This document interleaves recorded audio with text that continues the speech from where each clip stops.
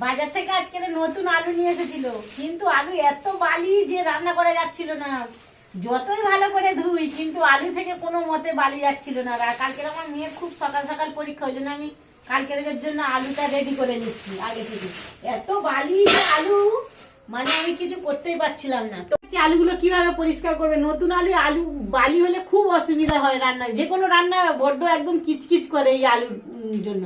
ওই জন্য আলুগুলো আমি ভালো করে ধুচ্ছি। আমি এইভাবে প্রতি বছরই ধুই নতুন আলু, তোমাদেরও দেখাচ্ছি আমি কিভাবে ধুই আলুগুলো। আমার জল নিয়ে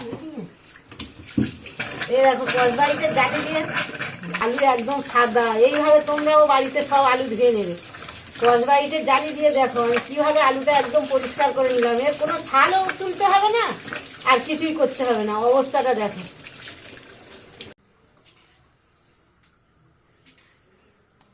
তোমরা দেখে নাও আলুটা পুরো পরিষ্কার, এর কোনো জায়গায় কিছুই নেই, পরিষ্কার চকচকে আলু।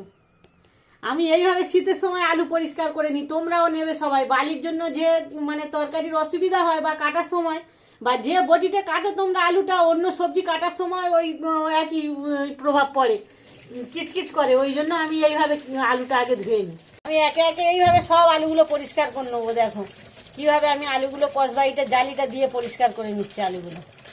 হ্যাঁ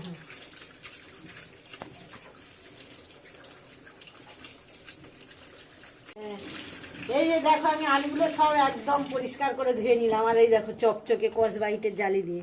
আর এর আলাদা করে ছালও ছাড়াতে হবে না, কারণ এই আলু এই সময় খুব নরম, তো ছাল ছাড়ানোরও অসুবিধা হয়।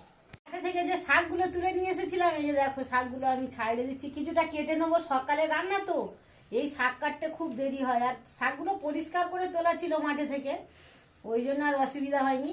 শাকগুলো তুলে নিয়েছি।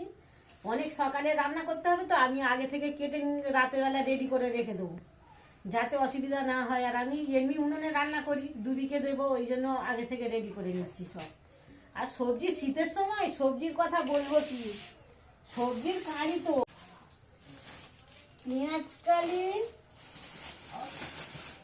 বিন,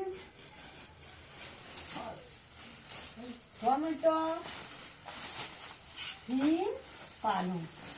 অবস্থাটা দেখো তোমরা।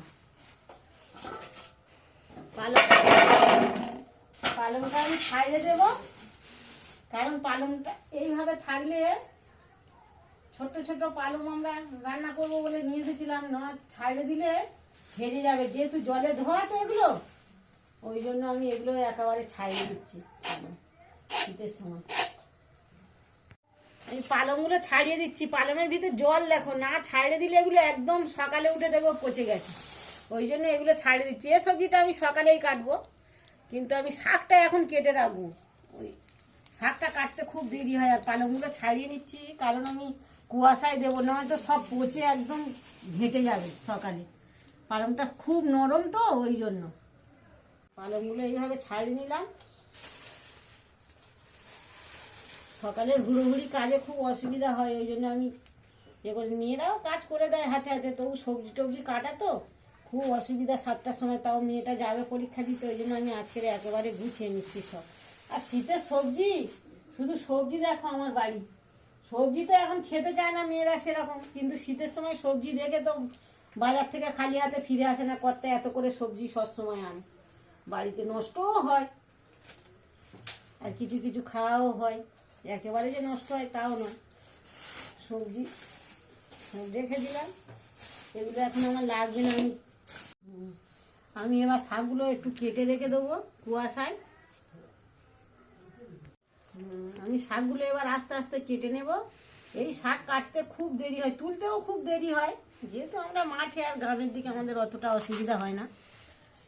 এ খাবার চেয়ে কাটার কষ্ট খুব।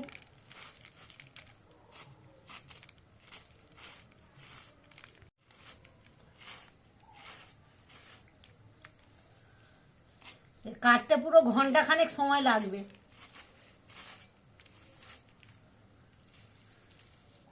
কাটা খুব ভয়ঙ্কর ব্যাপার এই শাক। কলকাতায় কিভাবে কেটে খায় ছুরি দিয়ে তো আমরা জানি না, কিন্তু আমাদের কাটতে খুব সময় লাগে। অনেকের হাতও কেটে যায়, হাতে টিপের সাহায্যে এই শাক কাটতে হয়। অনেকে বড়ি দিয়ে বেগুন দিয়ে ডালনাও করে, কিন্তু আমাদের এখানে অঢেল, ওই জন্য আমরা ভেজে খাই যেহেতু।